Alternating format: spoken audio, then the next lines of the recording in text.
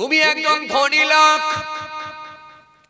তুমি একজন বড় লোক, কিন্তু তোমার কি জানা নাই তোমার পাশের বাড়ির ভাইটা আজ 6 মাস হয়ে গেল সে মারা গেছে আর নাই।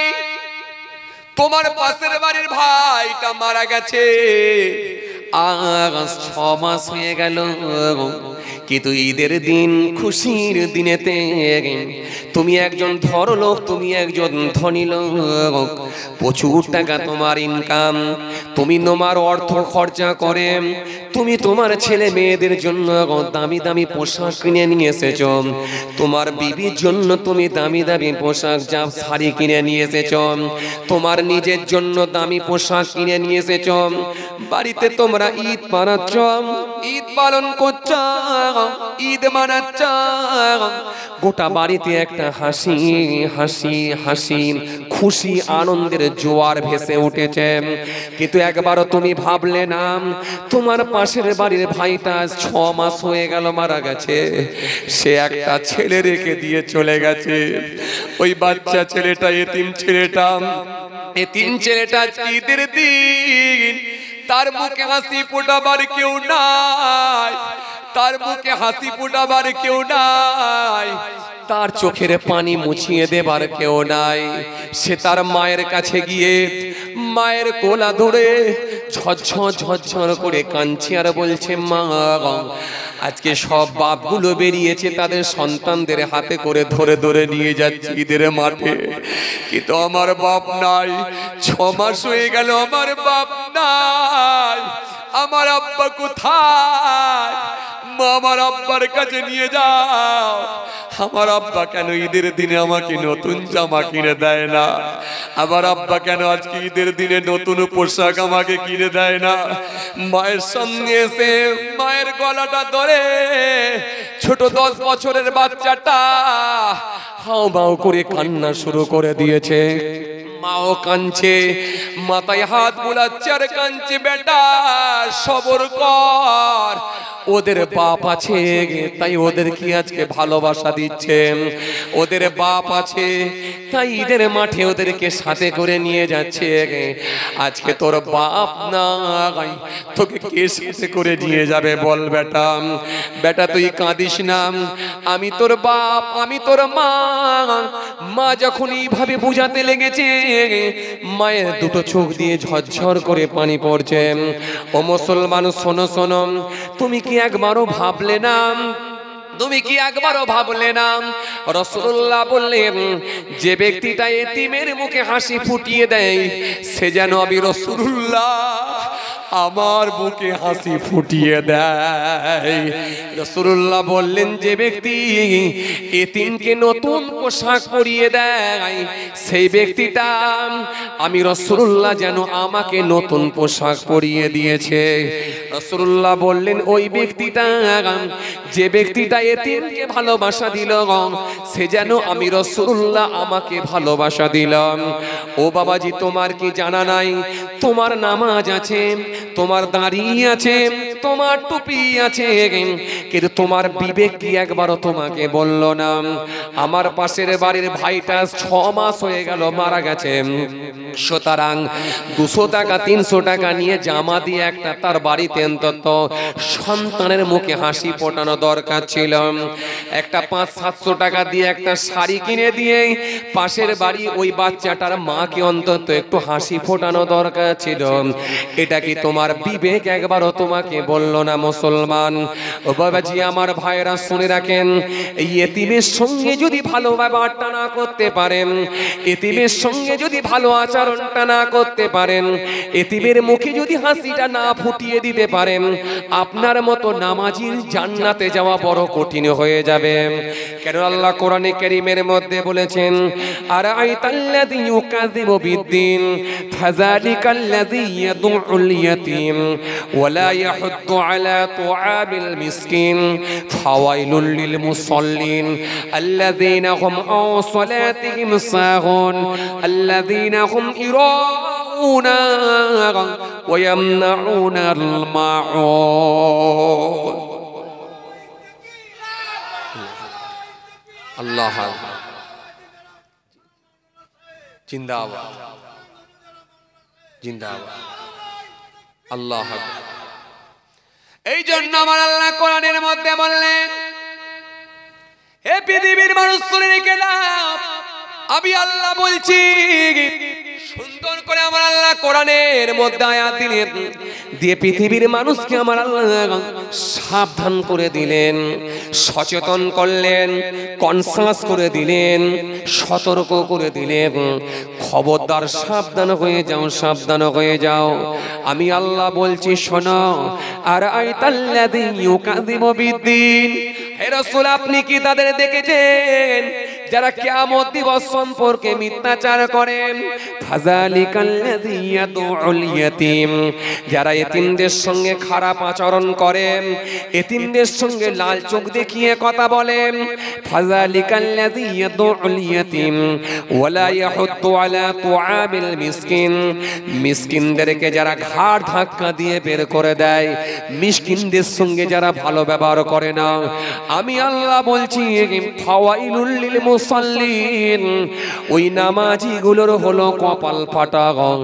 ওরা নামাজ পড়বে, ওরা দাঁড়ি রাখবে, ওরা টুপি পরবে, ওরা রোজা রাখবে, কিন্তু আমি আল্লাহ বলছি ওদের কপাল ফাটা। ওই কপাল ফাটা নামাজি, কপাল ফাটা রোজাদার, ওদের নামাজ পড়ে রোজা রেখে আমি আল্লাহর কাছে কোনো বেনিফিট পাবে না, আমার কাছে কোনো জায়গা পাবে না। চলে গেলেন পানি আনতে, পানি আনতে গেলেন। হে তরুণিয়া নওজওয়ান জাওয়াকেরা, হে আমি মুরব্বির রূপ বাবা রাসূলের দিকে কিতাবের মধ্যে পাওয়া যায়। হযরতে বাইজিদ বুস্তামি রাহমাতুল্লাহ আলাইহি হুজুর আমার যখন পানি আনতে গেলেন, বহু দূরে হুজুর পানি আনতে গেলেন, আরো কিছু দূর বহু দূরে গেলেন, বহু দূর থেকে পানি নিয়ে এসে হুজুর যখন বাড়িতে এসে পৌঁছালেন, বাড়িতে এসে দেখলেন মা ঘুমিয়ে পড়েছে। আল্লাহ আল্লাহ জিন্দাবাদ। মা যখন ঘুমিয়ে পড়েছে দেখলেন হযরতে বাইজিদ বুস্তামি রাহমাতুল্লাহ আলাইহি হুজুর একটু চিন্তা করে গেলেন, হুজুর একটু টেনশনে পড়ে গেলেন, হুজুর একটু চিন্তা করে দেখলেন মা এই মাত্র সবে ঘুমিয়ে পড়েছে। এখন যদি আমি আমার মায়ের ঘুমটা ভাঙিয়ে পানিটা দিয়ে আমার মায়ের বড় কষ্ট হয়ে যাবে। আর যদি পানিটা মাথার গোড়ায় বা কোনো একটা সাইডে রেখে দিয়ে যদি আমি আমার বিছানায় গিয়ে ঘুমিয়ে পড়ি, হয়তো মাঝরাতে আমার মায়ের যখন ঘুমখানা ভাঙবে, উঠে যদি পানিটা না পাই আমার মায়ের বড় কষ্ট হয়ে যাবে। একটু বক্সটা কমাও না ভাই, একটু বক্সটা কমাও না, ভেরবার করছে, প্রেসার দিতে হচ্ছে, একটু বক্সটা কমাও, একটু বক্সটা কমিয়ে দাও।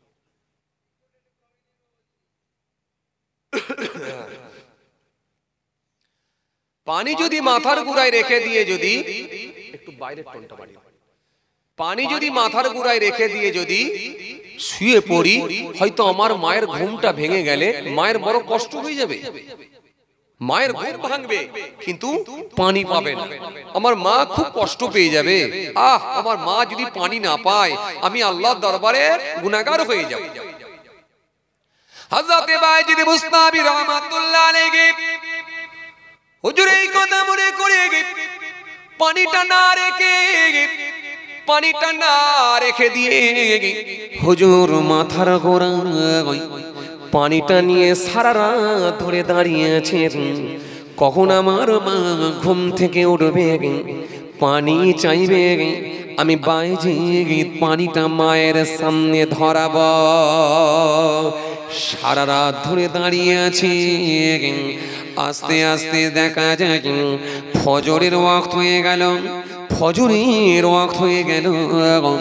হযরতে বায়েজিদ বুস্তামি রাহমাতুল্লাহ আলাইহি হুজুরের আম্মা জানের ঘুমখানা ভেঙে গেল। ফজরের নামাজ পড়বেন, ফজরের নামাজ পড়বেন, যখনই ঘুম থেকে উঠেছেন উঠেই দেখেন মাথার গোড়ায় বায়েজিদ দাঁড়িয়ে আছে, মাথার গোড়ায় দাঁড়িয়ে আছে। হযরতে বায়েজিদ বুস্তামি রাহমাতুল্লাহ আলাইহির মা বললেন, বেটা কি ব্যাপার, তুমি কতক্ষণ দাঁড়িয়ে আছো এরকম করে পানি নিয়ে, কতক্ষণ দাঁড়িয়ে আছো? হযরতে বায়েজিদ বুস্তামি সেই সময় বলেছিলেন, ও আমার আম্মা জান, বিয়াদবি নেবেন না। আমি যখন পানি নিয়ে এলাম, পানি নিয়ে এসে দেখলাম আপনি ঘুমিয়ে গেছেন, ঘুমিয়ে পড়েছেন। আমার মনটা বড় খারাপ হয়ে গেল। আমি ভাবলাম এখনই যদি আপনাকে তুলি, আপনার কাঁচা ঘুমে বড় কষ্ট হয়ে যাবে। এই মনে করে আমি আপনাকে আর তুলতে পারলাম না। আমি মনে মনে ভাবলাম এই গ্লাসের পানিটা, পাত্রের পানিটা কোনো একটা সাইডে রেখে দিন। আবার আমি মনে মনে ভাবলাম মাঝরাতে যদি আপনার ঘুমখানা ভেঙে যায়, উঠে যদি পানিটা না পান তাহলে আপনার বড় কষ্ট হয়ে যাবে। আমি বায়েজিদ আল্লাহ দরবারে গুনাহগার হয়ে যাব। এই কথা মনে করে মা পানি নিয়ে আপনার মাথায় দাঁড়িয়ে, আপনার মাথার সামনে দাঁড়িয়ে আছি। হযরতে বায়েজিদ বুস্তামি রাহমাতুল্লাহ আলাইহি যখন এই কথা বলেছে, আমার হযরতে বায়েজিদ আম্মা জান সেই সময় বলে, আল্লাহ, ও আমার আল্লাহ, ও আমার মাবুদ, ও আমার আল্লাহ, যে বায়েজিদ আমাকে পানি খাওয়ানোর জন্য সারা রাত জেগে কাটিয়ে দিয়েছে, সারা রাত জেগে মাথার গোড়ায় পানি নিয়ে দাঁড়িয়ে আছে, ও আমার আল্লাহ, আমি আপনার দরবারে দোয়া চাই, আপনি মেহেরবানি করে কবুল করে নিয়ে আমার বায়েজিদকে আপনি সুলতানুল আরেফিন বানিয়ে দেন। আরো জোরে বলেন আল্লাহু আকবার, জিন্দাবাদ। সুলতানুল আরেফিন বানিয়ে দেন হযরতে বায়েজিদ বুস্তামি রাহমাতুল্লাহ আলাইহি আম্মা জানের জবানে দোয়াটা আল্লাহ পাকের দরবারে কবুল হয়ে গেল। আমার আল্লাহ পাক হুজুরের আম্মা জানের জবানে দোয়াকে কবুল করে হযরতে বায়েজিদ বুস্তামিকে আমার আল্লাহ কবুল করে নিয়ে সুলতানুল আরেফিন বানিয়ে দিয়েছিলেন। এইজন্য মা যদি দোয়া করে 100% কবুল হয়ে যায়। বাপ যদি দোয়া করে অবশ্যই অবশ্যই আল্লাহ দরবারে কবুল হয়ে যাবে। কথা কিছু বুঝতে পারছেন? আমাদের অনেক যুবক ছেলে আছে, দেখা যায় বাপ মার সঙ্গে খারাপ আচরণ করে। খবরদার না, খবরদার না, এরকম কাজ করবেন না। বাপ আপনার উপরে রেগে গেছে, রাগান্বিত হয়েছে, কোনো কথাই হয়তো চড়াও হয়ে গেছে বা কোনো কথাই হয়তো দুটো কথা বলে ফেলেছে, এটা বয়সের তাসির, বয়স হয়ে গেছে, বয়স হয়ে যাওয়ার কারণে হয়তো একটু খিটখিটে হয়ে গেছে, দুটো কথা বলে ফেলেছে আপনাকে, আপনি কান দিয়ে শুনে নেন। আর শুনতে না পারলে হজম ক্ষমতা যদি আপনার বেশি না থাকে তো একটু বাইরের দিকে বেরিয়ে যান, পরে এসে বাপকে বুঝিয়ে বলবেন, নিশ্চয়ই আপনার কথাই সম্মতি দেবে বাপ। কিন্তু মনে রাখবেন বাপের সঙ্গে তর্কে জড়াবেন না, মায়ের সঙ্গে তর্কে জড়াবেন না, চরম আপনি বোকামি করবেন, আপনি বিরাট বুদ্ধির ভুল করবেন। দুনিয়ার সমস্ত হুজুর, মাওলানা সাহেব, ইমাম সাহেব, হাফেজ সাহেব, পীর সাহেব, মুফতি সাহেবকে যদি আপনার নিজের কন্ট্রোলে রাখেন, দোয়া করতে বলেন, আর একাই যদি আপনার মা বিপক্ষে দোয়া করে দেয়, এই মা একাই যথেষ্ট হয়ে যাবে আল্লাহর দরবারে। মা যা বলবে কবুল হয়ে যাবে। খবরদার বাপ মার সঙ্গে খবরদার খারাপ আচরণ করবেন না। বেঁচে আছে যাদের ভাগ্যবান মনে করুন, একটু দোয়া নিয়ে নেন, দোয়া নিয়ে নেন। দোয়া নিতে হলে কৌশল অবলম্বন করতে হবে আপনাকে। দোয়া এমনি পাওয়া যায় না, এমন কাজ করে দিতে হয় যাতে করে মায়ের অন্তর থেকে দোয়া বেরিয়ে চলে আসে। জোরে বলবেন না সুবহানাল্লাহ? মায়ের অন্তর থেকে বেরিয়ে আসবে দোয়া। মায়ের ভেতর থেকে বেরিয়ে আসবে দোয়া, ওই দোয়া নিয়ে নেন, দোয়া নিয়ে নেন। মা রাতের বেলা 11টার সময় শুয়ে আছে, বিছানায় শুয়ে আছে মা, আপনি মায়ের রুমটায় চলে গেলেন, গিয়ে বললেন মা, কি গো মা শুয়ে পড়েছো? হ্যাঁ বেটা শুয়ে পড়েছি। মা আজ রাতে ওষুধ খেয়েছিলে? মা চমকে উঠলো, না বেটা তো খাওয়া হয় না আজকে। যা তুমি ভুলে গেছো মা। মা ওষুধ কোথায় রেখেছো? বেটা ওই যে তাকের উপরে, সানসেটের উপরে, সানসেটের উপরে আছে, তাকের উপরে। আচ্ছা মা ঠিক আছে, টেনশন নেই। ওখান থেকে তাক থেকে পেরে নিয়ে এসে, পানি নিয়ে এসে ওষুধটাকে বের করে হাতে মায়ের সুন্দর করে ধরিয়ে দেন, দিয়ে বলে মা ওষুধটা খেয়ে নাও, আমি আছি যখন, অসুবিধে নেই, পানিটা খাও, আর কি লাগবে বলো মা, আমি তোমাকে এনে দিচ্ছি। মা ওষুধটা টুক করে খেয়ে নেবে, নিয়ে আপনি আপনার রুমে চলে গেলেন। মা শুয়ে পড়লো, কিন্তু মায়ের মনটা বারবার বলছে, আল্লাহ আজ রাতে আমার ছেলে যদি না আসতো তাহলে মনে হয় ওষুধটাই খাওয়া হতো নি। যাক ছেলে এসেছিল বলে তবু ওষুধটা খাওয়া হলো গো, ছেলেটা আমাকে খুব ভালোবাসে গো। অটোমেটিকলি যতক্ষণ মা জেগে আছে, জাগ্রত অবস্থায় আছে, ভিতর থেকে আপনার জন্য দোয়া বেরোচ্ছে। বলতে পারেন না সুবহানাল্লাহ? এটা হচ্ছে দোয়া। দোয়া নিতে গেলে আপনাকে কৌশল অবলম্বন করতে হবে, কৌশল অবলম্বন করতে হবে আপনাকে। দোয়া এমনি পাওয়া যায় না। আর আপনি আপনার মায়ের সঙ্গে ঝগড়া দিয়ে রেখেছেন, আজ 6 মাস কথা বলেননি, আর এখান থেকে বোম্বাইয়ে কাজে চলে যাচ্ছেন, হঠাৎ করে কাজে যাচ্ছেন বোম্বাইয়ে, আর যাবার সময় পাশের ঘরেতে আপনার এই পাশের বাড়িতে আপনার ভাইয়ের বাড়িতে আপনার মা আছে, ওখানে গিয়ে বলে মা আমি বোম্বে কাজে যাচ্ছি রে মা, তুই তাহলে একটু দোয়া রাখিস, আমি অনেক দূরে বেরিয়ে যাচ্ছি, দোয়া করিস মা। মা কি দোয়া করবে? মায়ের ভেতর থেকে দোয়া বেরোবে বলে মনে হয়? হয়তো আপনাকে এখানে হয়তো ছেলে তো যতই হোক ছেলে, হয়তো আপনাকে হাসি মুখে বললো হ্যাঁ বেটা যা, বলে দিল, আপনি কি ভাবছেন দোয়া ভেতর থেকে বেরোবে? দোয়া ভেতর থেকে বেরোবে না। কেন? 6 মাস তো মায়ের কোনো খবরই নেননি, 6 মাস তো মায়ের কোনো খবরই নেননি।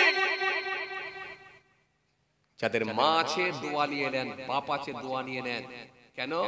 এটা আপনার একটা জান্নাতে যাওয়ার একটা রাস্তা ক্লিয়ার হবে যদি মা বাপকে খুশি করতে পারে।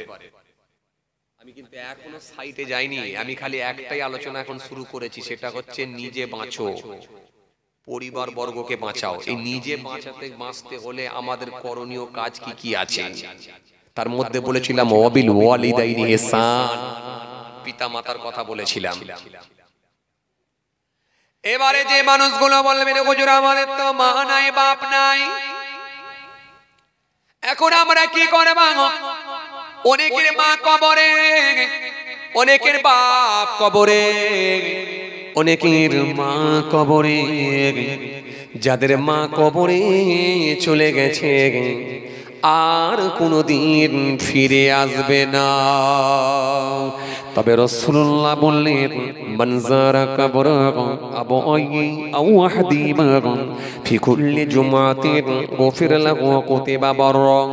যে নেক ছেলেটা জুম্মার দিনে বাপের অথবা মায়ের কবরের ধারে গিয়ে চোখের পানি ছেড়ে আল্লাহ দরবারে কেঁদে কেঁদে কেঁদে কেঁদে দোয়া চাইবে, আমার আল্লাহ ইচ্ছা করলে, আমার আল্লাহ খুশি হলে ওই ছেলেটাকে আমার আল্লাহ কবুল করে নিয়ে নেক বান্দাদের মধ্যে শামিল করে নেবে। জোরে বলতে পারেন না? আরো জোরে হয় না?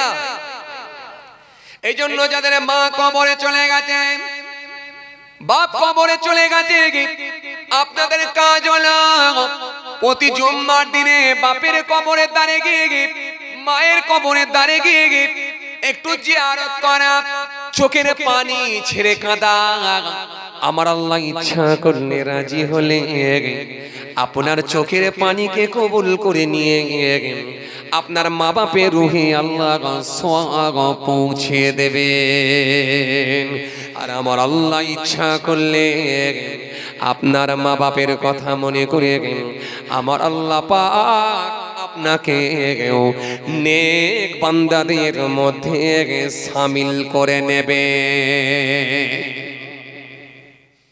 বনু সালমা গোত্রের একজন মানুষ এলাম, বনু সালমা গোত্রের একজন মানুষ এসে আল্লাহ নবীকে জিজ্ঞাসা করলেন, ইয়া রাসূলুল্লাহ কে ওয়া হাবিবাল্লাহ হুজুর হুজুর বিয়াদবি নেবেন না হুজুর আমার মা বাপ কবরে চলে গেছে পিতা মাতা কবরে চলে গেলে কি দায়িত্ব আমাদের উপরে কিছু বর্তাবে হুজুর পিতা মাতা কবরে চলে গেলে কিছু কাজ কি আমাদের উপরে থাকে হুজুর আল্লাহ নবী বললেন পিতা মাতা যদি কবরে চলে যায় মা বাপ কবরে চলে গেলে গুনে গুনে 5টা কাজ তোমাকে করতে হবে 5টা দায়িত্ব তোমাকে পালন করতে হবে ইয়া রাসূলুল্লাহ সেগুলো কি কি একবার বলুন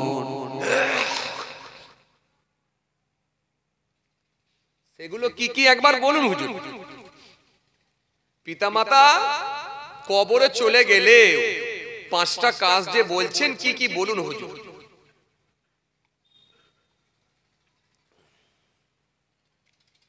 পাঁচটা কাজ কি কি বলুন হুজুর আল্লাহ নবী সেই সময় বললেন শোনো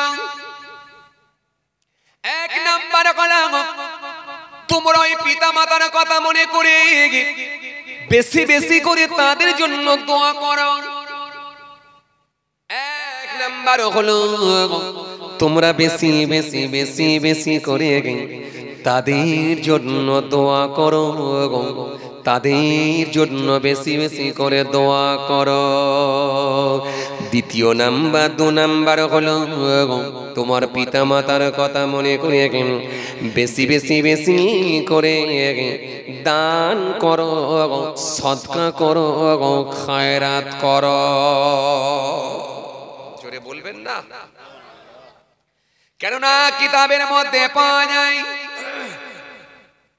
হাদিস পাকের মধ্যে পাওয়া যায় এই দানকারীকে আমার আল্লাহ ভালোবাসে দান করলে আল্লাহ সেই সওয়াবটা পৌঁছে দেয় কোরআন শরীফের মধ্যে আল্লাহ সুন্দর করে বলেছেন ইয়ামহাকুল্লাহু রিবা ওয়া ইউরবি সাদাকা আল্লাহ দান সদকাকে বৃদ্ধি করে দেন সুদকে আমার আল্লাহ ধ্বংস করে দেন আল্লাহু ইউহিব্বু কুল্লা কাফারিন আসিম আল্লাহ বলে ওই সমস্ত অকৃতজ্ঞ পাপী ব্যক্তিগুলোকে আমি আল্লাহ পছন্দ করি না আল্লাহ নবীকে জিজ্ঞাসা করা হলো ইন্না নাতাসাদ্দাকু লিমাউতিনা হাল ইয়াসিলু ইলাইহিম ক্বালা ইয়াসিলু ইলাইহিম ওয়া ইয়াফরাহুনা কামা তাফরাহুনা বিল হাদায়া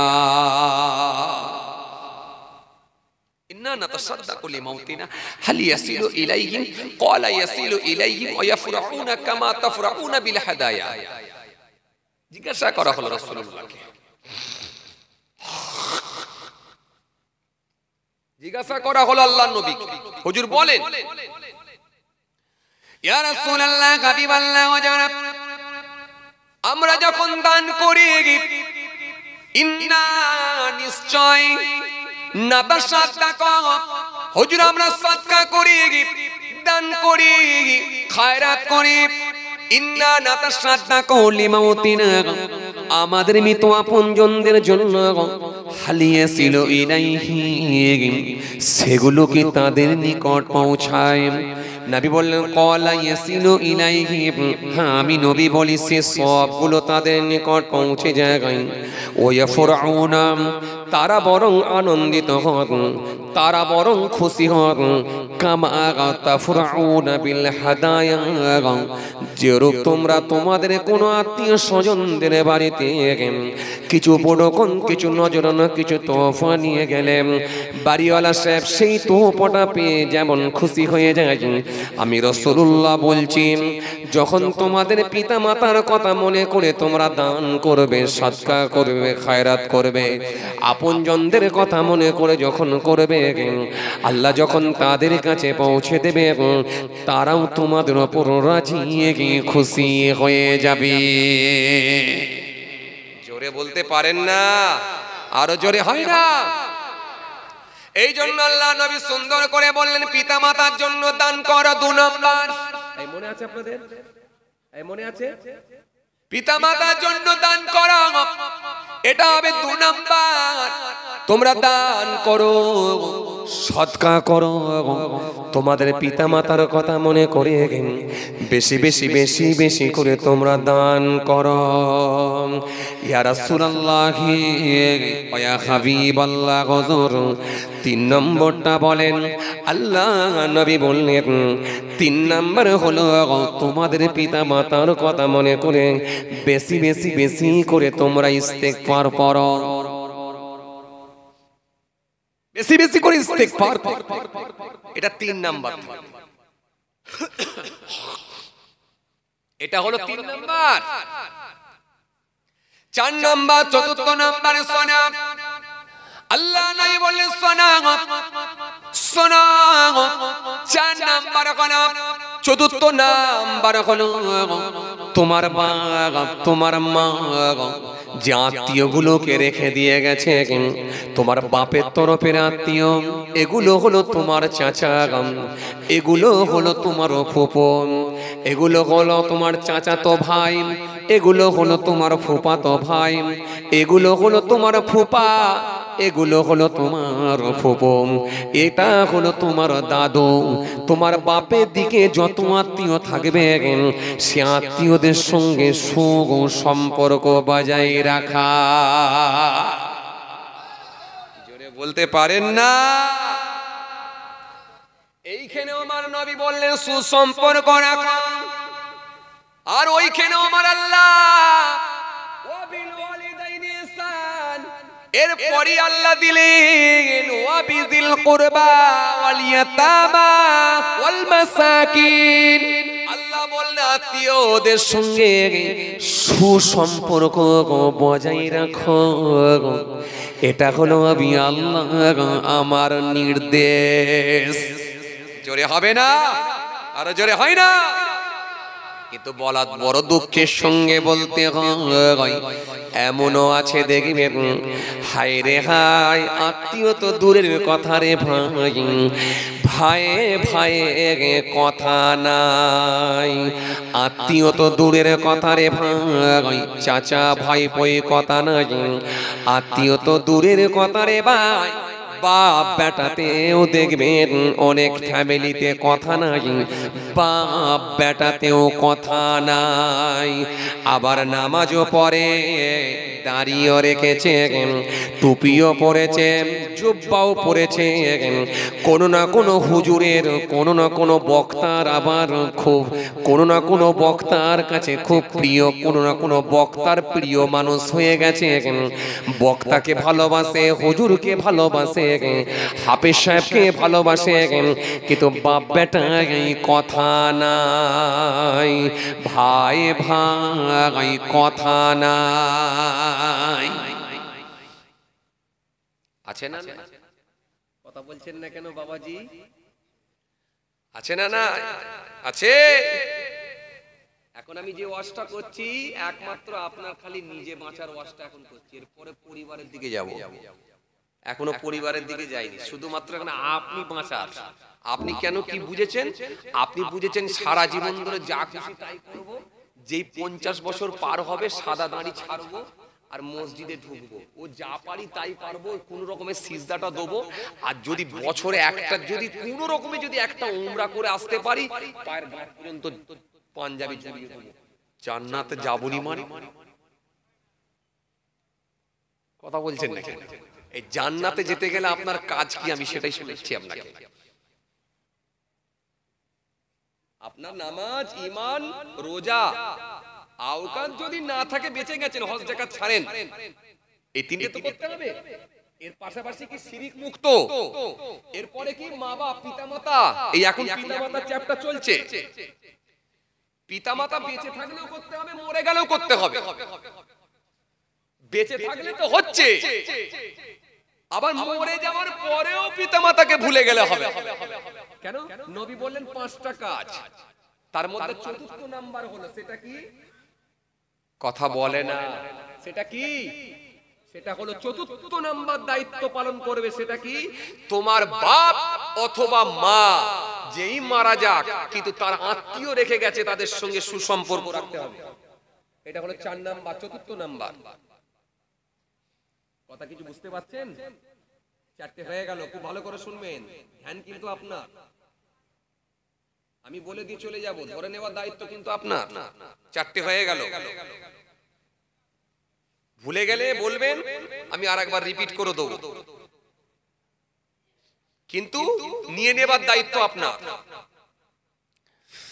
তাহলে চতুর্থ নাম্বারে, 4 নাম্বারে গেল, তোমার বাপ মা যাকে রেখে দিয়ে যাবে, বাপ মারা গেছে, অথবা মা মারা গেছে, পিতা মাতার যে আত্মীয় গুলো রেখে দিয়ে গেছে, তাদের সঙ্গে সুসম্পর্ক রাখতে হবে, এটা হলো তোমার দায়িত্ব। ইয়া রাসূলুল্লাহ, 5 নম্বরটা বলেন। আল্লাহ নবী বললেন 5ম নম্বরে আর একটা কাজ করবে, সেটা হলো তোমার পিতা মারা গেছে, কিন্তু তোমার বয়স্ক পিতা, যে বয়স্ক মানুষটার সঙ্গে উঠা বসা করতাম, সংগ্রামপুর বাজারে যেতাম, সংগ্রামপুর বাজারে যেতাম, ফজরের নামাজ পড়ে নিয়ে সংগ্রামপুর বাজারে চায়ের দোকানে গিয়ে একটু লিকা চা খেত। তোমার বাপ যে দাড়িওয়ালা চাচাটার সঙ্গে ওঠা বসা করত, তোমার বাপ মারা যাবার পরে তোমার বাপের বন্ধুর সঙ্গে তুমি ভালো আচরণ করবে, তোমার বাপের বন্ধুর সঙ্গে তুমি ভালো ব্যবহার করবে, কেন ওটা হলো তোমার বন্ধু নয়, তোমার বাপের বন্ধু। জোরে বলতে পারেন না? আরো জোরে হয় না? এই 5টা কাজ মরে যাবার পর, তাহলে বেঁচে থাকলেও বাপের ওপরে মায়ের ওপরে ভালোবাসা, বাপ মাকে সন্তুষ্ট রাখা এক কথাই, আর মরে যাবার পরও 5টা কাজ করা, 5টা দায়িত্ব পালন করা মরে যাবার পরে। তাহলে মরে যাবার পরেও কিন্তু করতে হবে। আর সপ্তাহে জুম্মার দিনে বাপের কবরে কি মায়ের কবরের ধারে গিয়ে জিয়ারত করা, বাস এটা হলো মা বাপ, পিতা মাতা। এই পিতা মাতার সঙ্গে এই সম্পর্ক চালিয়ে যেতে হবে আপনাকে। কথা কিছু বুঝে আসছে বাবাজি? বুঝে আসছে? জান্নাতে যেতে হলে এই কাজগুলো আপনাকে করতে হবে। এরপরে কি? এরপরে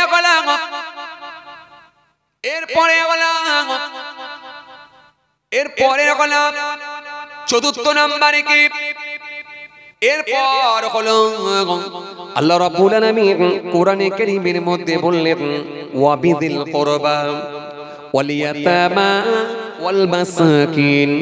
আল্লাহ এখানে আর একটা কথা বললেন, তোমাদের পিতা মাতা যারা হায়াতে আছে, মা বাপের সঙ্গে ভালো আচরণ করবে।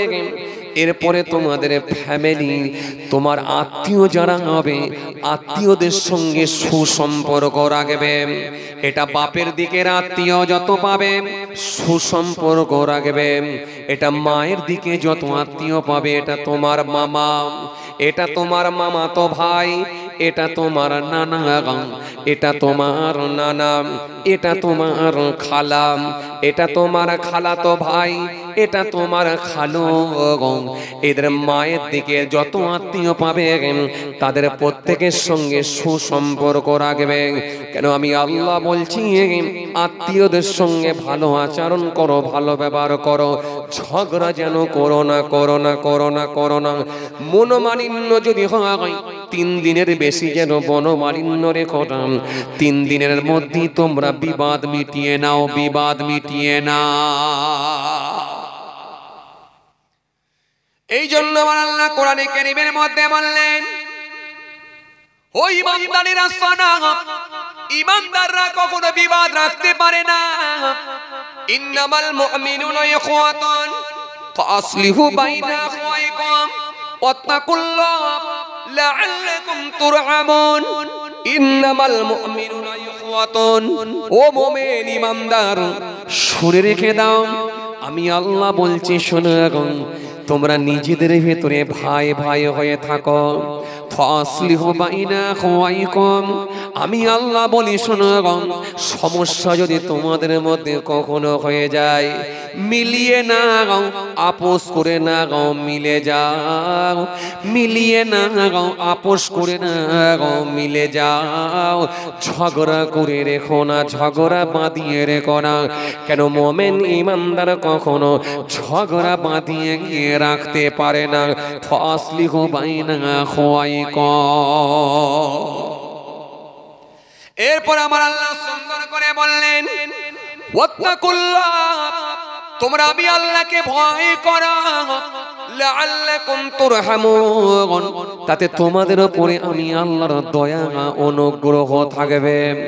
এই জন্য ঈমানদার মনে রেখে দিও, ও নামাজি, ও দাড়িওয়ালা, ও টুপিওয়ালা, ঝগড়া যেন রেখো না, ঝগড়া রেখো না, ঝগড়া রেখো না। 3 দিনের বেশি কথা বন্ধ করা যাবে না। ঝগড়া হয়েছে, আপোষ করে নাও, মিলিয়ে নাও।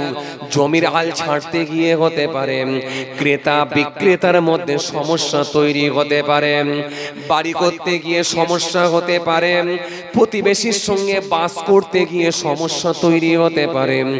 মিলিয়ে নাও, ঝগড়া করো না, মিলে যাও, মিলে যাও। কেন আল্লাহ বলেছেন ঈমানদার যদি হয় ঝগড়া রাখতে পারবে না, ভালো লোক যদি হয় ঝগড়া রাখতে পারবে না। 3 দিনের বেশি যেন কথা বন্ধ করে দিও না। এই জন্য আল্লাহ সুন্দর করে বললেন, ওয়াবিদিল কুরবা ওয়াল ইয়াতামা ওয়াল মাসাকিন। এই জন্য আমি আল্লাহ সুন্দর করে বলি, আত্মীয়দের সঙ্গে তোমরা সুসম্পর্ক রাখবে। কথা কিছু বুঝতে পারছেন বাপ? হ্যাঁ, তাহলে ঈমান, নামাজ, রোজা, আওকাত যদি না থাকে, হজ যাকাত বাদ দেন, তাহলে ঈমান, নামাজ, রোজা এই 3টের ভেতর দিয়ে এবার চলতে হবে শিরক মুক্ত। এরপরে কি? পিতা মাতার সঙ্গে ভালো আচরণ। এরপরে কি? আত্মীয়দের সঙ্গে সুসম্পর্ক, আত্মীয়দের সঙ্গে সুসম্পর্ক, ভালো ব্যবহার, ভালো আচরণ, ভালো ব্যবহার, ভালো মিষ্টি মিষ্টি কথাবার্তা, মার্জিত ভাষায় কথা, হাসি মুখে কথা, ভালো ব্যবহার, এটা আত্মীয়দের সঙ্গে সুসম্পর্ক, এটা তোমার দায়িত্ব। এরপরে আমার আল্লাহ কি বললেন? সুন্দর করে আমার আল্লাহ জানিয়ে দিলেন, সুন্দর করে আমার আল্লাহ বললেন, ওয়াবিদিল কুরবা ওয়াল ইয়াতামা ওয়াল মাসাকিন। আমি আল্লাহ বলছি, শোনো শোনো শোনো শোনো, এতিম মিসকিনদের সঙ্গে তোমরা ভালো ব্যবহার করো, এতিমের সঙ্গে ভালো আচরণ করো, এতিমের সঙ্গে ভালো ব্যবহার করো, এতিমের সঙ্গে তোমরা হাসি মুখে কথা বলো, এতিমের মুখে হাসি ফুটিয়ে দাও। এটা হলো তোমার দায়িত্ব। কথা কিছু বুঝতে পারছেন বাপ?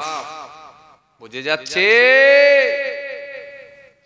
জান্নাতে যাওয়ার তো সবাই বলছেন হুজুর, সবাই যাবো ইনশাআল্লাহ।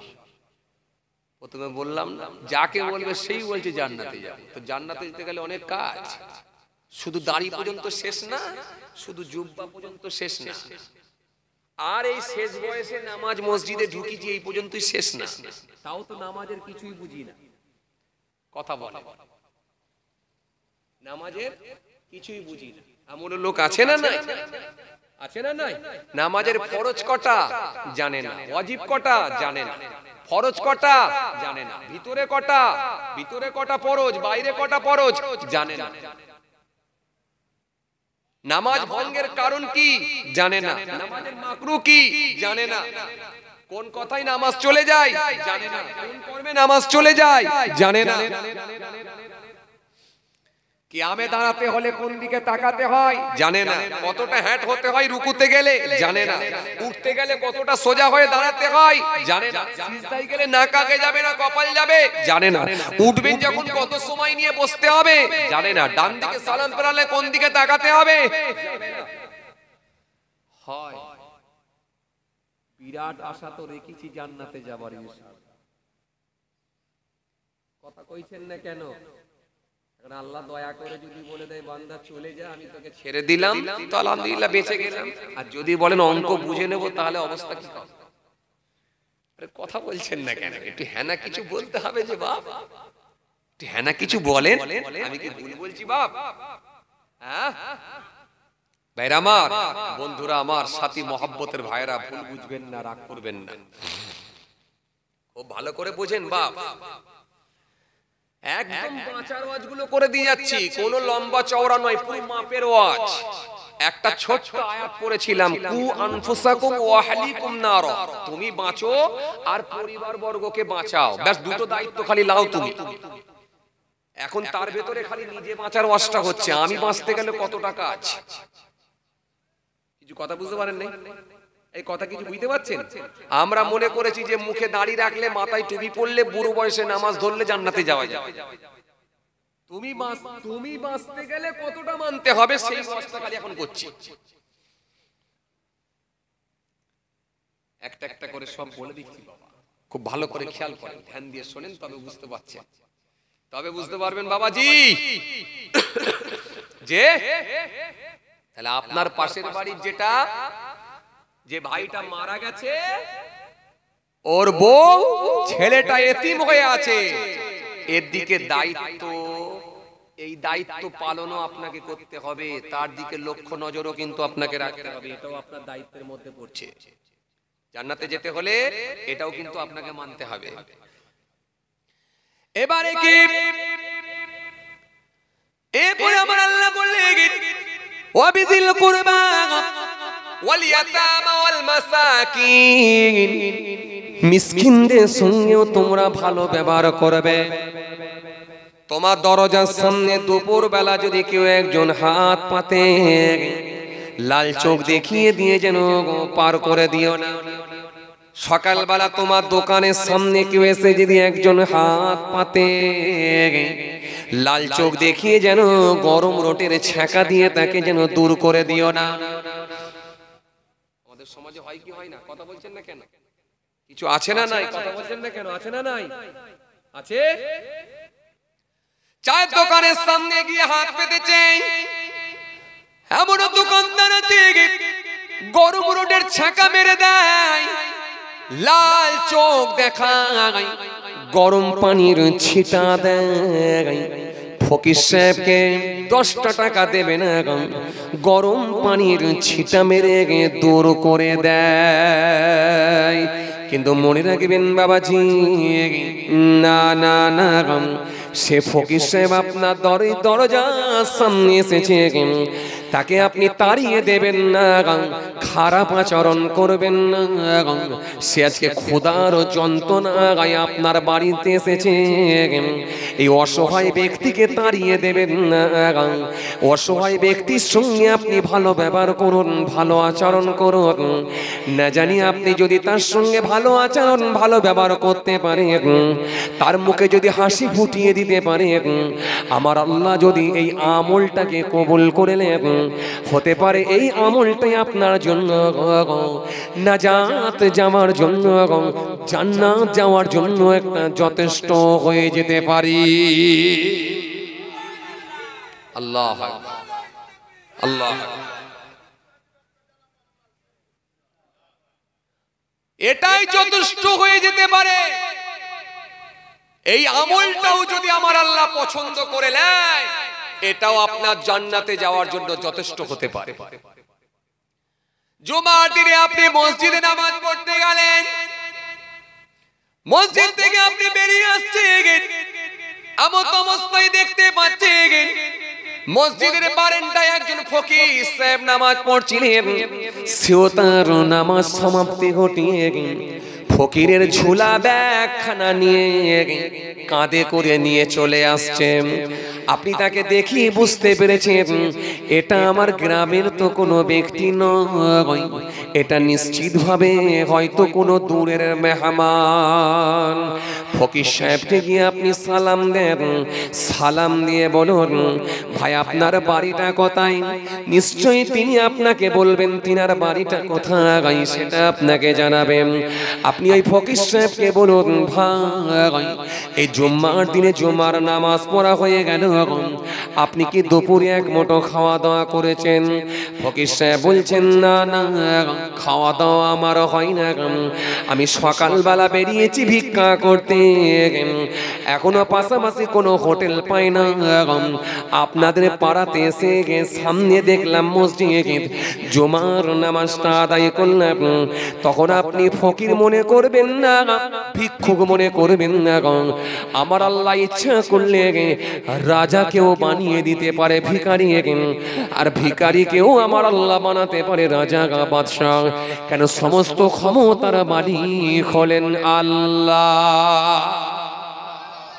যাও চলে যাও, ফকির সাহেবকে গিয়ে বলুন ও চাচা কিবলা, ও ভাইজান, ও ভাই কিছু মনে করবেন না, চলুন দুপুর হয়ে গেছে, আমার বাড়িতে গিয়ে এক মুঠো খাওয়া দাওয়া করবেন।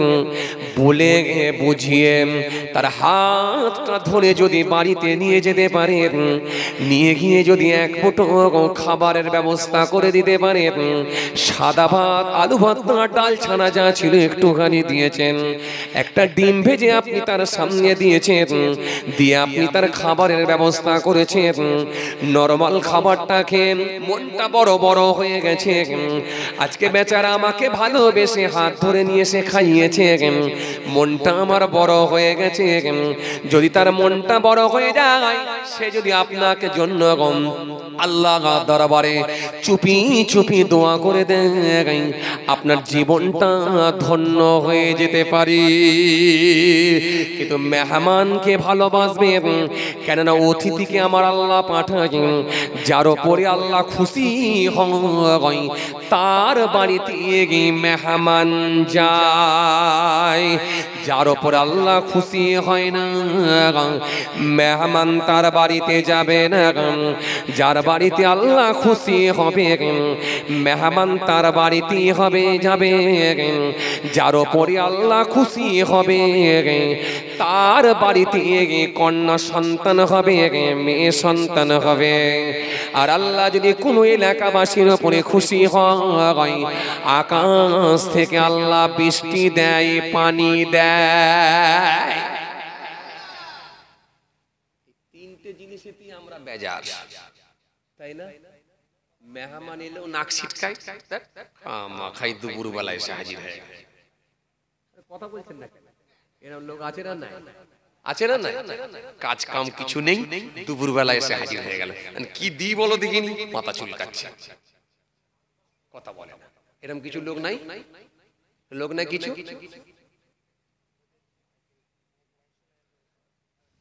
চুপ করো, বস। এরকম কিছু লোক নাই ভাই? এরকম কিছু লোক আছে মেহমানের সঙ্গে খারাপ ব্যবহার করে ফেলে, ভালো আচরণ করে না, ভালো ব্যবহার করে না, বিরক্তি প্রকাশ করে মেহমান এলে। এরকম কিছু লোক আছে না? নাই? এই আছে না? নাই? আছে। খবরদার, খবরদার না। মুসা কালিমুল্লাহ একবার আল্লাহর দরবারে বলেছেন, আল্লাহ যখন কোন ব্যক্তির উপরে খুশি হন আপনি কি দেন? আল্লাহ বলছে তার বাড়িতে আমি মেহমান পাঠাই, অতিথি পাঠাই। অতিথি আসে, মেহমান আসে, আর সেই মেহমান আমাদের বাড়িতে এলে আমরা বেজার হয়ে যাচ্ছি, রাগ হয়ে যাচ্ছে আমার, রাগ বেজার। সকালবেলা এলে বেজার, কাজ খুঁজে পায় না, একদম ফাঁস সকালে এসে হাজির হয়ে গেছে। এরকম বলি। দুপুর এলে ভরা দুপুর বেলা এসে হাজির হয়ে গেল, কাজ খুঁজে পায় না। এর কি কোনো টাইম টেবিলের জ্ঞান নেই? না, এরকম কথা বলবেন না। মেহমান এসেছে আপনার বাড়িতে, মেহমানদারি করুন, যেমন পারবেন তেমন খাওয়া, কোনো চাপ নেই, কোনো চাপ নেই। মেহমানের সঙ্গে ভালো আচরণ করুন, ভালো ব্যবহার করুন, মিষ্টি ভাষায় কথা বলুন, মার্জিত ভাষায় কথা বলুন, হাসি মুখে কথা বলুন। এটা আল্লাহ শিখিয়েছে, এটা নবী শিখিয়েছে। জান্নাতে গেলে এটা একটা পাঠ, জান্নাতে যেতে হলো এটা একটা পাঠ, এটা মানতে হবে আপনাকে। আপনাকে কে বলেছে যে শুধু দাড়ি রাখলে আর বুড়ো বয়সে নামাজ পড়লে মাথায় টুপি দিলে জান্নাতে যাওয়া যায়? এই তিনটে কাজ এর সার্কেল অনেক বড়, যে ইসলামের গন্ডি অনেক বড়, এর গভীরতা অনেক। ফকির সাহেবের সঙ্গে খবরদার খারাপ আচরণ করবেন না, মেহমানের সঙ্গে খবরদার খারাপ আচরণ করবেন না, খারাপ ব্যবহার করবেন না। এটা একটা পাঠ। আপনাকে ভালো আচরণ করতে হবে, ভালো ব্যবহার করতে হবে, হাসি মুখে কথা বলতে হবে। যা পারবেন তাই দেন, যা বাড়িতে আছে তাই দিয়ে খাওয়ান, মেহমানদারি করুন, এতে কোনো আপত্তি নেই। কিন্তু তা বলে যেন খারাপ ভাষায় কথা বলে ফেলবেন না। আবার কিছু কিছু লোক আছে দেখবেন বিরাট চালাক, 2 ঘন্টা 1.5 ঘন্টা বাড়িতে বসিয়ে রাখলো, সব এটা হয়েছে সেই হয়েছে অমুক হয়েছে তমুক হয়েছে সবকিছু গল্প করে দিয়ে একেবারে গেটের বাইরে পার করে দিয়ে, হাত ধরে গেটের বাইরে পার করে দিয়ে বলছে একটু খেলে হতো তো।